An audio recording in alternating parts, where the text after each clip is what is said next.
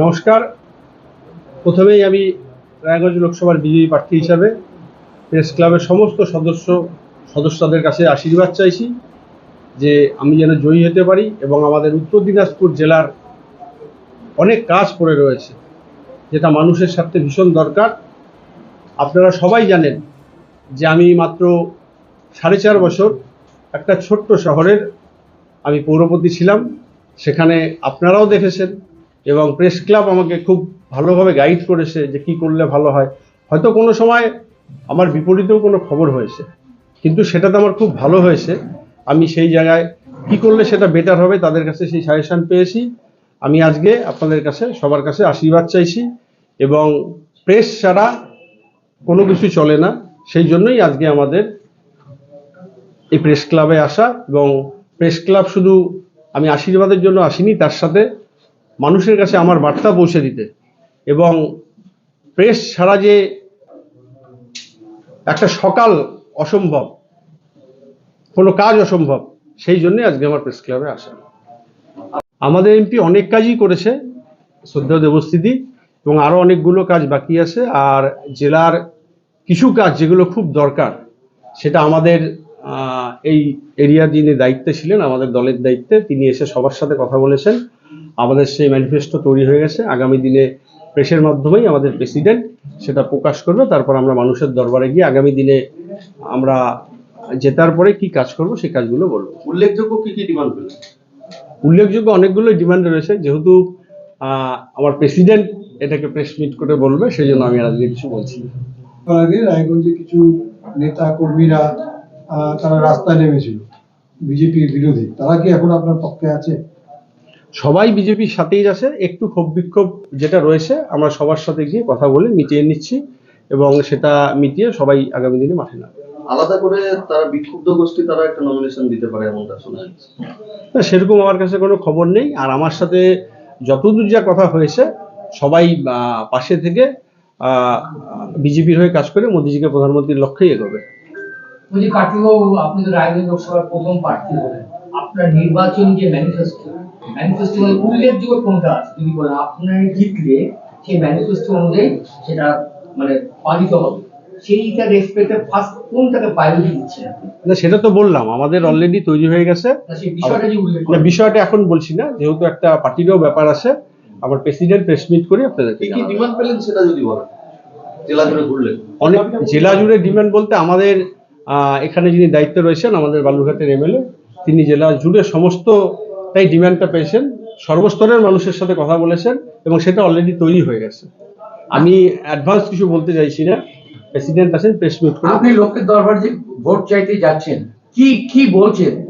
প্রচারটা কি হচ্ছে? প্রচারটা একটাই, যে পশ্চিমবঙ্গে যে একটা অপশাসন চলছে, সেই অপশাসন দূর করতে মোদিজির হাত শক্ত করতে হবে, এবং মোদিজির যেটা লক্ষ্য বিকশিত ভারত, সবকা সাথ সবকা বিকাশ, সেটার জন্যই আমরা মানুষের কাছে চাইছি যে পুনরায় আবার প্রধানমন্ত্রী মোদিজিকে করা। রায়গঞ্জের মানুষের দীর্ঘদিনের দাবি ছিল এইমস হাসপাতাল বা এইমস ধাঁচের হাসপাতাল এবং দক্ষিণ ভারতগামী বা উত্তর পূর্ব ভারতগামী ট্রেন, এটা সাধারণ দাবি ছিল। সেগুলো তো 5 বছরে এমপির আমলে পূরণ হয়নি। দেখুন, এইমস হসপিটালটা এর আগে আমাদের স্যাংশন হয়েছিল। বর্তমান যে রাজ্য সরকার আসে, তারা কিন্তু সেই এইমস হাসপাতাল কিন্তু কল্যাণীতে নিয়ে গেছে। কল্যাণীতে অনেকগুলো হসপিটাল রয়েছে আপনারা জানেন, তার সত্ত্বেও কিন্তু উত্তরবঙ্গকে বঞ্চিত করে এইমস হসপিটাল কিন্তু নিয়ে চলে গেছে কল্যাণীতে। আগামী দিনে আমাদের ম্যানিফেস্টোতে অনেক কিছুই থাকবে, সেটা আমি আর বলছি না। আন্ডার বাইপাস, সেটা দেবশ্রী চৌধুরী প্রতিশ্রুতি দিয়েছিলেন, কিন্তু কার্যত এখনো পর্যন্ত কিছু কাজ আমরা দেখতে পাইনি। ইঞ্জিনিয়ার এসে মাপজোক করেছে, অনেক কিছু করেছে, কিন্তু সেটা ফলপ্রসূ হয়নি। কি বলবেন এই ব্যাপারে? উদ্যোগ নিয়েছিলেন শুধু না, সেই পেপারসও অনেকাংশে রেডি হয়ে গেছে, এবং আমি যতদূর জানি, যেহেতু এটা রাজ্য সরকারের ইয়ের মধ্যে পড়ে, সেই জন্য কিন্তু সেই পৌরসভা হোক বা যেখানে আমাদের জেলা প্রশাসন হোক, তাদের তরফ থেকে কিন্তু এনওসিটা এখনো পাওয়া যায়নি। রায়গঞ্জ বাসই রাস্তা নিয়ে অলরেডি বিজেপি তৃণমূল একটা দড়ি টানাটানি দীর্ঘদিনের ছিল। আপনি কি বলবেন এই বিষয়ে? অলরেডি রায়গঞ্জ বাসুই রাস্তা মোটামুটি একটা প্রপোজাল শুধু না, একটা স্যাংশনের পর্যায়ে চলে আসে। এটা নিয়ে কারো অন্য দলের কৃতিত্ব নেওয়ার দরকার নেই, এটা সম্পূর্ণ কেন্দ্রীয় সরকার। কৃষ্ণ বলেন বিধায়ক পদ থেকে বিজেপির বিধায়ক পদে পদত্যাগ করেছে, এর ক্ষেত্রে এখন সে পূর্ণ তৃণমূলের প্রার্থী। সেই ব্যাপারে নির্বাচনের ক্ষেত্রে আপনাদের কি কি বক্তব্য থাকবে? এখনকার বলা যাবে না উনি বিজেপির বিধায়ক তৃণমূলের প্রার্থী, সেই দেখুন, ক্ষেত্রে আপনাদের কি থাকবে? আমি ব্যক্তিগতভাবে কাউকে কিছু বলবো না। আমি রাজনীতির লড়াই এসেছি, রাজনীতির কথা বলবো, এবং কাউকে আঘাত দিয়ে বা কোনো কিছু বলে হয়তো আমি এক প্রেসের কাছে বা একটা বার্তা চলে গেল, কিন্তু মানুষের কাছে সেই বার্তাটা ঠিক যাবে না। আমি মানুষের কাছে আশীর্বাদ চাইছি, তিনি তার লড়াই চেষ্টা করবেন, আমি আমার লড়াই চেষ্টা করব। আমি চারিদিকে প্রচার করছি, এটুকু শুধু বলছি, মানুষ স্বতঃস্ফূর্ত আশীর্বাদ করছে। দাদা সিএ ইমপ্লিমেন্ট হয়ে গেছে, আপনি সংখ্যালঘু ভোট কতটা টানতে পারবেন বলে মনে করেন? দেখুন, সিএ নিয়ে আমাদের স্বরাষ্ট্রমন্ত্রী অলরেডি বলে দিয়েছে, কারো ভয় পাওয়ার কোনো কারণ নেই, কারো কোনো নাগরিকত্ব যাবে না। এবং সংখ্যালঘু যেটা বলছেন, আমি কালকে গোয়ালপুকুর চাকুলিয়া ছিলাম, সেখানে প্রচুর সংখ্যালঘু মানুষ ডাইরেক্ট আমাদের মিছিলে আমার সাথে পা মিলিয়েছে।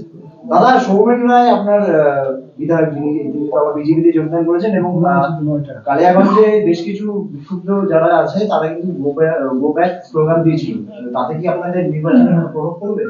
দেখুন, গো ব্যাক স্লোগান কে বা কারা দিয়েছে আমি জানি না। সৌমেন রায় দলে এসছে, আমাদের কেন্দ্রীয় নেতৃত্ব রাজ্য নেতৃত্বের সাথে কথা বলেই দলে এসছে। আগামী দিনে সৌমেন রায়কে যেখানে যেখানে দরকার আমরা অবশ্যই কাজে লাগাবো। দাদা জেতার বিষয়ে কতটা আশাবাদী? 100% নিশ্চিত। এমপি ছিলেন দেবশ্রী চৌধুরী। গ্রামগঞ্জে কাল রাত্রেই একটা অভিযোগ উঠে আসছে যে দেবশ্রী সাংসদ হওয়ার রায়গঞ্জে বেশি সময় দিতে পারেননি, একটা অভিযোগ। 1 নম্বর এইটা আপনি কি করবেন? আপনি সাংসদ নির্বাচন হলে এই অভিযোগ যাতে আপনার বিরুদ্ধে না ওঠে, সেই ক্ষেত্রে আপনি কি করবেন? এটা প্রথম প্রশ্ন। দ্বিতীয় প্রশ্ন, আপনি জেলা জুড়ে প্রচার চালাচ্ছেন রায়গঞ্জ লোকসভা কেন্দ্রে, প্রচারে আপনি মূল বার্তাটা কি, মানুষকে কি বলছেন, কেন আপনাকে মানুষ ভোট দেবে? এই দুটো প্রশ্ন।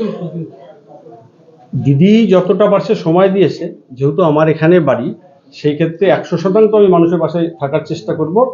আর কাজ যেগুলো হবে, কাজ তো হচ্ছেই।